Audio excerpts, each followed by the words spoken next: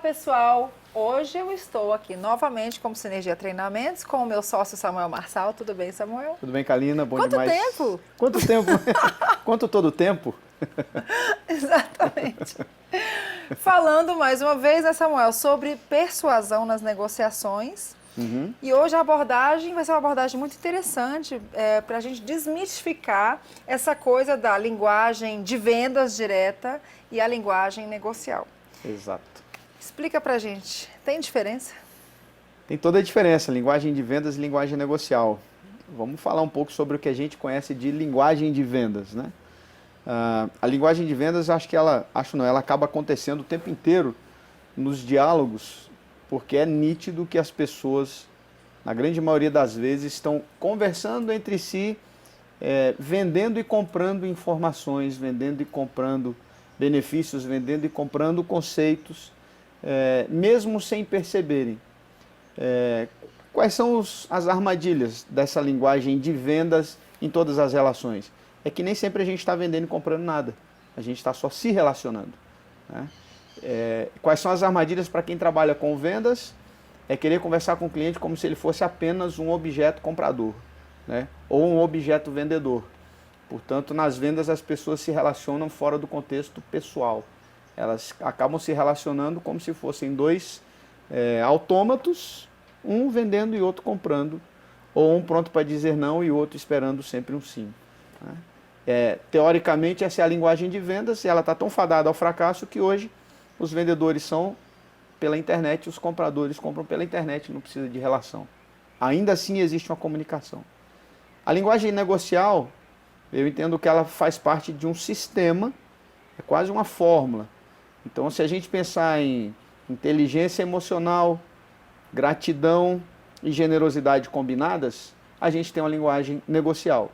E o que é uma linguagem negocial? Nem eu, nem o que está do outro lado estamos comercializando nada, nós estamos abertos. E quando a gente está aberto, quando a gente está vulnerável, quando uma pessoa está vulnerável e sujeita a outra, curiosamente o livro da capa preta, muito antigo, fala para as pessoas estarem considerando o outro como superiores a si mesmos. Isso é generosidade. E quando a gente faz isso e as conversas acontecem nesse cenário, vender e comprar é só um resultado desse complexo que são as relações humanas. Então a linguagem negocial, ela permite que as duas partes estabeleçam parâmetros de análise e que negociem, inclusive, o espaço da fala. Parece complexo, mas não é tanto. Samuel, mas eu imagino que, lidando com gente há muito tempo, e você também, eu imagino que fazer a outra parte se abrir é uma arte também, né? Porque você está falando de uma linguagem negocial onde, eu abro mão um pouquinho do meu ponto de vista, você abre mão um pouquinho do seu ponto de vista e a gente busca um denominador comum que sei que beneficie nós dois. E como é que eu como negociadora, consigo te induzir a se abrir? Essa é a questão. Negociação, indução, mediação não é linguagem negocial. Porque quando eu cedo uma parte e o outro cede uma parte, nós estamos negociando. Nós estamos comercializando. Por quê? Porque alguém espera que tenha resultado com a cessão de espaço do outro. Barganhando, né? Você quer Isso dizer? É barganha. Isso é eu baixo o preço, você também baixa e a gente chega. Nem para mim, nem para você. No fim das contas é isso. A linguagem negocial é o contrário disso. Eu considero que o outro pode ter até 10 vezes mais que eu e se ele precisar eu dou um. De novo, o livro da capa preta fala, a Bíblia, né? Se o teu inimigo te pedir para andar 1 milha, anda 2. Se ele pedir a sua camisa, dá a camisa e também dá a blusa de frio, dá a capa para ele. Isso é generosidade, por isso essa fórmula envolve generosidade, gratidão, inteligência emocional. Porque eu não estou preocupado se eu estou sendo sequestrado pelo outro. Eu estou disponível. E isso me deixa à vontade. E, curiosamente, os grandes mestres eram assim. E por isso eles eram grandes. E quando eles estavam no meio da multidão, as pessoas olhavam e falavam, que esse mendigo? Gandhi, Madre Teresa de Calcutá, Jesus. Veja as grandes figuras que trabalhavam no cenário negocial, porque elas não estavam preocupadas com ganhos dessa natureza que a gente tem hoje. E aí a linguagem negocial engrandece uma ecologia. E as coisas acontecem dentro desse cenário. Como é que eu consigo identificar se a pessoa está com uma linguagem puramente comercial ou uma linguagem negocial? Legal. Ah, um primeiro sintoma que acontece na linguagem comercial pura ou linguagem de vendas, ainda que as pessoas não expressem imediatamente quais são os sistemas representacionais dela ou como ela funciona dentro de várias análises de comportamento, é possível perceber a hierarquia da conversa. É possível perceber que alguém está se posicionando hierarquicamente na conversa. E quando isso acontece, a conversa ela fica funcionando em degraus, sempre um querendo ter se sobrepor nesse contexto de hierarquia. Então a primeira coisa que a gente identifica existe uma hierarquia na conversa, a gente percebe isso pelo gestual, percebe isso pela tom de voz, né? E o que a gente fala de rapport ajuda muito na linguagem negocial. Porque se eu consigo fazer rapport com a pessoa, estou dizendo para ela, eu não sou um elemento hostil, o ambiente é seguro. Então, se as pessoas não têm facilidade de comunicar fisicamente uma com a outra, também é uma forma de você perceber que a linguagem ela está comercial, está de vendas. Quando a conversa ela gira numa sinergia, falando de nós aqui, né? Uhum. Ou quando ela é negocial, quando ela é generosa, quando ela é grata, quando ela é inteligente, é quando você vai para uma palestra e alguém que tem essas habilidades fala, não vem de nada, não vem de um livro, não vem de uma palestra, não vem de um treinamento, não fala absolutamente nada, ele só conversa. E aí a pessoa vai embora e as pessoas ficam aplaudindo em pé, ficam pedindo mais, querem ir na próxima, querem saber mais a respeito da pessoa. Simplesmente porque ela foi isso, aberta e disponível. Entendi. Mas explica melhor um pouquinho essa questão do rapport que você falou agora. O que exatamente é o rapport? Rapport. Rapport é uma técnica, e ela é uma técnica aprendida, então qualquer pessoa tem condições de aprender a respeito de rapport. Rapport é quando eu me permito acompanhar alguém intencionalmente numa conversa ou num diálogo, ainda que o diálogo seja silencioso. Tem alguns casos que foram feitas pesquisas com pessoas, algumas se conheciam há muito tempo, outras naquele momento, que elas tiveram 4 minutos para ficar de frente um com o outro, apenas olhando nos olhos. E nessa pesquisa é fácil ver que se um se emociona, o outro também se emociona. Se um faz um movimento para frente, a tendência é que o outro também faça. Se um se encosta na cadeira, o outro também encosta, cruza as pernas. E o rapport intencional é quando eu estou preparado para fazer o que a pessoa está fazendo, acompanhar os movimentos físicos, tom de voz, expressões faciais, de maneira que ela não se sinta agredida com aquilo, que seja tão natural a ponto da pessoa que está conversando comigo entender: o ambiente é seguro porque ele se parece comigo. E isso é generosidade. O rapport é uma expressão de generosidade. Aqui tem alguém que quer se parecer com você mesmo te conhecendo agora. Isso abre espaços. Vou fazer um paralelo estranho, mas que talvez tenha a ver. Uhum. Vamos supor que eu seja solteira, encontre uma pessoa em algum lugar. E rolou um papo legal, rolou isso aí que você está descrevendo. Rolou uma paquera. Okay. A paquera é o rapport? A paquera é um sinal de que alguma coisa funcionou. É um sinal de que existe rapport. A questão da evolução é exatamente se a linguagem vai ser ou não negocial, vai ser uma linguagem aberta. Porque na paquera, e infelizmente o povo latino sofre com isso, a paquera vai até de 0 a 10. Ela está no 9, total rapport, linguagem negocial. Do 9 para o 10, os dois já estão pensando, cara, o próximo passo, alguém quer me levar a alguma coisa. Aí acabou com todo o processo que aconteceu. Porque um dos dois começa a pensar, vai rolar ou não vai rolar? Um beijo, um abraço, o sexo, ou a continuidade. Ou a continuidade, o próximo encontro, porque começa a gerar uma ansiedade a partir do momento que você está de frente para o gol, sem goleiro, a bola está lá, é uma bola gigante, o gol é mais gigante ainda, é só você chutar. E aí você fica ansioso. Aí o que vai acontecer depois que eu fizer o gol? Será que vai ter grito da torcida? Será que vai passar o replay? O VAR vai impugnar o gol? Aí você começa a sofrer por ansiedade e simplesmente não comemora toda aquela partida que está rolando até você chegar na cara do gol. Então, meu amigo, minha amiga que está procurando paquerar, Vai do 9 para o 10, para de ficar comprando ou vendendo. Parte, deixa acontecer. É esse gatilhozinho que muitas vezes trava os relacionamentos, trava o próximo passo, trava a comemoração efusiva, entusiasmada e completa.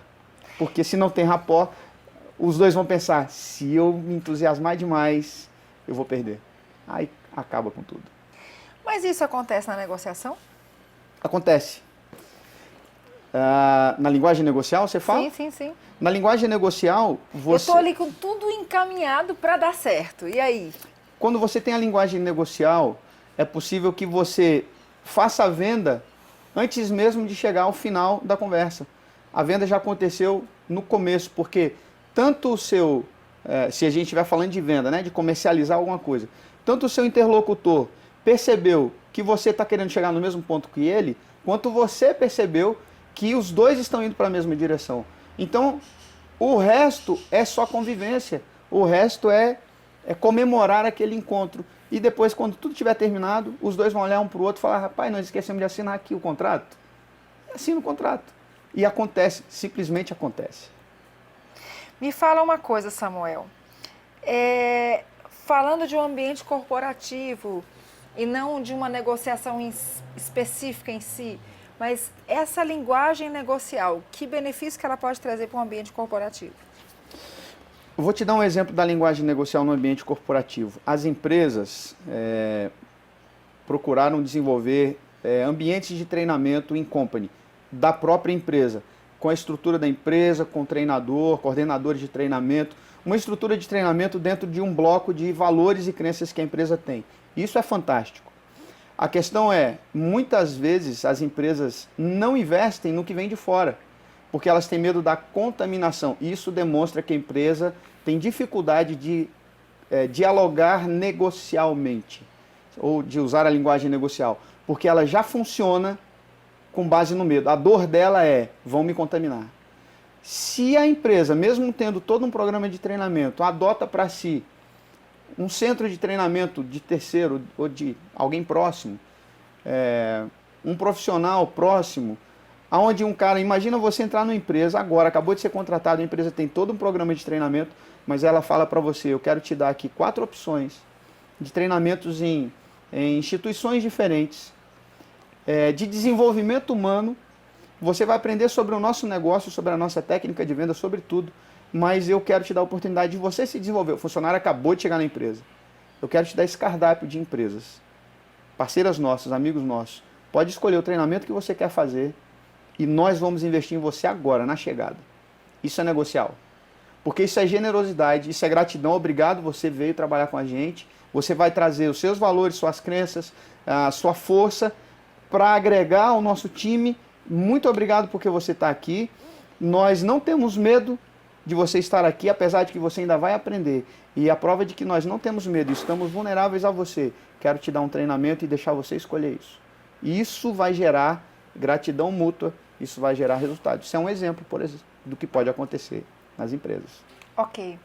E quando eu falo de linguagem negocial fora do ambiente corporativo, uma pessoa que está, você falou inteligência emocional, que está preparada a lidar com essas variáveis, a observar os cenários, a entender as nuances de cada negociação, e nuances tem a ver com situações e tem a ver com pessoas, tem a ver com variáveis humanas. Uma pessoa que está preparada assim, ela é mais capacitada para negociar com o esposo, a esposa, filhos, no ambiente fora do ambiente corporativo, amigos, enfim? A vida ela é sistêmica, né? Então não tem como eu desconectar, desplugo família porque eu cheguei no trabalho. Agora eu desplugo finanças porque eu cheguei no clube. E vou plugando e desplugando de acordo com a minha conveniência ou com o cenário que se aparece. Tudo é conectado. Não tem como desplugar uma coisa de outra. Portanto, como aqui no estúdio, se você desligar uma tomada, ela vai impactar em tudo que está ligado aqui ao nosso redor. E a vida funciona assim também. Então, se eu desplugo uma área, as outras também vão sofrer. A questão é, toda a energia que corre nesse sistema corre dentro da mesma intensidade, da mesma voltagem, ou estou funcionando em 110 em uma área e 220 em outra. E a linguagem negocial ajuda isso também, inteligência emocional ajuda as pessoas a funcionarem de maneira mais integral, mais integralizada, com a energia funcionando como um dínamo. E aí você já não é mais só um consumidor de energia, você é um gerador de energia. Gratidão, inteligência emocional e generosidade fazem o ser humano funcionar, gerando mais disso ainda, mais energia. Consequentemente, todas as áreas são beneficiadas. Na sua vida pessoal, entrando um pouquinho na sua vida pessoal, Samuel, desde que você mergulhou nesse mundo do autoconhecimento, de buscar uma inteligência maior, profunda, e eu imagino que essa inteligência emocional você está se referindo a muito de autoconhecimento mesmo, né? Uhum. Daquilo que eu dou conta, daquilo que eu não dou, dos gatilhos que eu tenho, como é que eu processo algumas informações, como é que eu reajo a algumas informações e situações. Isso fez diferença na sua vida, por exemplo, familiar? Fez muita diferença. Eu tive algumas experiências no lapso de 15 anos. Eu tenho 48 anos, 24 de casado. Então, ao longo desse período aconteceram várias coisas, inclusive eu quebrei 2 vezes, nesse espaço de 15 anos. Em 2013 foi quando eu comecei a me envolver com o mundo do desenvolvimento pessoal, coaching, né? E tive mentores a partir daí. Não só pastores na igreja, por exemplo, mas pessoas que não eram desse ambiente cristão ou do ambiente eclesiástico, mas pessoas com valores fortes, pessoas com crenças positivas fortes e com teoria bem estruturada. Então, o coaching, o desenvolvimento pessoal, se ele for feito dentro de valores, crenças e teoria estruturada, as pessoas se desenvolvem. Mas tem que acontecer uma coisa, tem que ter disposição, né? A mudança acontece com forte impacto emocional e com repetição. Então, se na minha infância eu sofri um impacto emocional muito violento e repetidas vezes algumas coisas aconteceram, isso vai gerar alguma coisa lá na frente. A mudança também acontece nesse cenário. E treinamento e desenvolvimento humano provoca ou promove isso. Consequentemente, gera nas pessoas evolução, porque é como você aprender a dirigir. Nunca entrei num carro, nunca dei partida, nunca engatei uma marcha, não faço ideia do que é controle de velocidade. Mas a emoção que aquilo me gera por conta do medo e as repetições que eu faço até o dia da prova me dão a habilitação. Depois eu aprendo a dirigir. Mas eu aprendi a gerenciar medo, ignorância, arrogância, porque a pessoa pode ser a mais arrogante do mundo. Se ela não souber dirigir, ela vai precisar aprender com alguém. E vai ter que dar de cara com um equipamento que vai dizer para ela: você não manda em mim. Você não faz você não explora de mim o que eu posso te dar, a menos que você se submeta ao aprendizado. E isso muda tudo. Uau! Bem, saindo do âmbito familiar, quais resultados você percebeu diferentes na sua carreira, na sua vida profissional, desde que você mergulhou nesse autodesenvolvimento, na busca dessa inteligência emocional, que se traduz numa linguagem negocial? Ok. Uma experiência bem recente que eu tive e que me fez entender algumas coisas para trás. Eu perdi meu pai quando eu tinha 2 anos de idade. Então, minha mãe trabalhava fora, tinha 2 empregos e estudava. Então, eu vi minha mãe se formar e vi minha mãe crescer profissionalmente. E nós tínhamos 2 anos, minha irmã tinha 1 ano e pouquinho. Fomos criados pelos meus avós, vivemos uma série de reveses, mas também tivemos a oportunidade de aprendizado maravilhosos. Contudo, eu era órfão.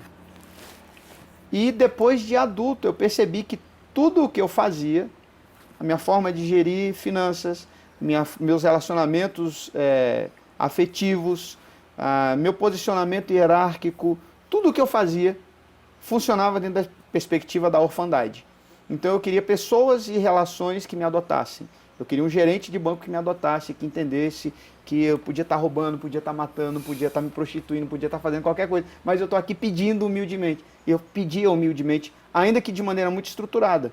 Pedia relacionamentos, dinheiro, fidelidade, tudo. Quando eu entendi que a orfandade me guiava, eu falei, cara, eu não quero mais isso. Eu posso mudar, eu posso inverter isso. E quando eu fiz essa troca, depois de ter percebido, o impacto veio imediatamente em tudo aquilo que eu fazia, porque os resultados começaram diferentes, porque as atitudes também estavam diferentes. Então o impacto veio na minha relação familiar, casamento, vida com filhos, gestão de finanças, empreender sem medo e empreender sem o sentimento de orfandade, sem querer que todos me adotassem para que eu tenha sucesso, que todos me reconheçam para que eu tenha sucesso, que todos me projetem para que eu tenha sucesso. Não. Eu sou grato, eu posso ser generoso a partir do momento que eu aprender a gerir meu dinheiro, e a inteligência emocional me faz perceber que eu tenho o que eu quero e o que eu mereço. Cada um tem a vida que merece, ou que tolera. E isso muda tudo a partir do momento que você vai funcionando com inteligência. Legal.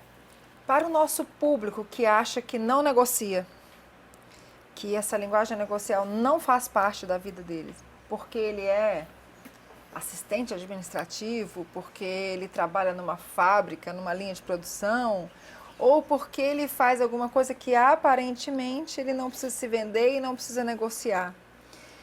Qual recado você deixaria para esse público e para o público de maneira geral? Por que é importante trabalhar essa linguagem negocial? Tá.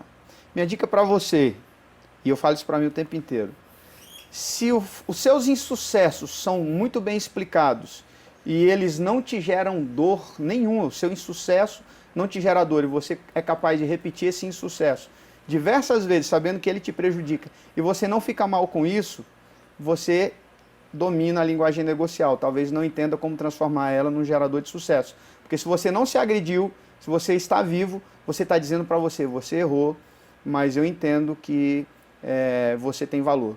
Eu não vou acabar com a sua vida, você vai continuar errando, eu vou continuar amando e nós vamos estar juntos. Se você transformar isso numa pegada diferente para te gerar resultado, você vai longe.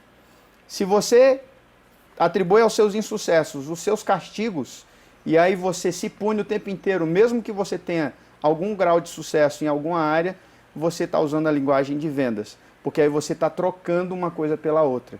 E se você fizer isso mal, você vai ter resultados, muitos, e muitas vezes vão ser venenosos para a sua vida. A questão é como equilibrar e colocar isso dentro de uma prateleira em que você tenha clareza e que você faça as boas escolhas, como livros que a gente gosta de ler.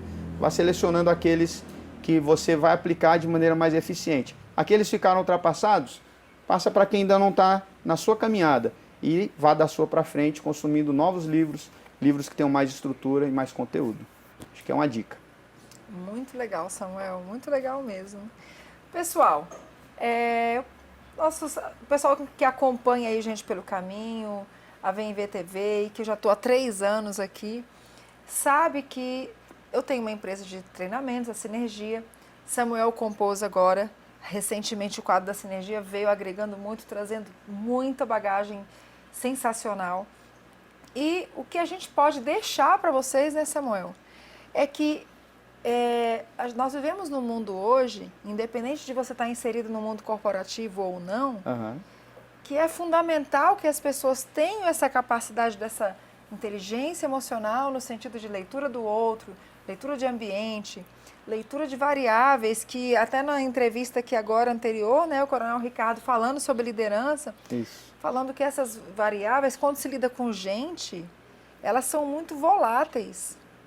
Né? Não tem uma regrinha, não é uma equação, bolo, né? não é. Bolo. Você não consegue aplicar uma receitinha e falar isso aqui vai dar certo. Não é equação matemática. Então, estar aberto, uma das coisas que você colocou, estar receptivo, estar aberto a novas ideias, a novas percepções, né? Que a PNL fala da flexibilidade, né? Exato. E como a água, né? Como a água, né? Que desvia para poder conseguir chegar no seu objetivo. Então, estar atento a isso tudo e falar, opa, peraí, onde é que eu estou nesse contexto? Onde é que eu faço parte? Ou se eu não estou fazendo, por que eu não estou fazendo? Né? Se eu não estou conseguindo ter flexibilidade com esse ambiente, por que eu não estou conseguindo? Aonde está o bloqueio? Onde está a trava? Onde que eu estou paralisando? Né? Isso tudo faz parte de um autoconhecimento, não é isso, Samuel? É isso. É isso. E disposição para se conhecer. Se você tem disposição para se conhecer, você vai longe. Ah, eu não tenho. Tenha filhos. Fique Vai tranquilo. ser obrigado. Se você tiver filhos, você vai descobrir o que é disposição para o autoconhecimento. É isso aí. A gente é questionado e confrontado o tempo inteiro. Exato. E quando a gente percebe que perdeu, né? Quando a gente fala assim, caracas, eu fui inflexível aqui. Exatamente. E não foi legal, né? Filhos são um um espelho, presente. né? É um espelho. É um presente, É um mas presente. mas é um espelho às vezes duro, Sim, sim. que te mostra realidades que a gente não tá, às vezes não está preparado para ver. O filho, ele repete o que você faz desde o momento que ele passa a ter consciência. E você vê uma criança pequenininha imitando gestos que ele vê dentro de casa. Se você acha que esse gesto é bom ou ruim, a criança vai imitar. Corrija. Se é ruim, corrija. É isso aí. Então, um recado que a gente pode deixar para vocês. Bem, lá no canal da Sinergia Treinamentos tem um monte de coisa bacana. A gente está iniciando uma série de palestras sobre persuasão nas negociações, liderança em vendas, muitas gratuitas, né, Samuel? Muitas gratuitas, aproveitem. É isso aí. No Instagram da Sinergia Treinamentos, que é Sinergia Treinamentos _, vai ter sempre uma comunicação sobre essas palestras que estão sendo feitas. Isso. E a gente espera que vocês acompanhem, que vocês estejam com a gente de forma paga ou gratuita, que vocês possam estar desfrutando desses conteúdos, não é isso, Samuel? Não percam, nós nos vendemos sim, mas nós nos vendemos usando a linguagem negocial, porque a gente agradece, nós queremos ser generosos, nos ajudem a exercitar isso e nós queremos ser inteligentes e ter as nossas emoções saudáveis. Vamos trabalhar juntos, vem com a gente. Muito bom, Samuel. Obrigado mais uma vez. Minha sócia, você é fera. Beijo, pessoal. Boa tarde. Tchau.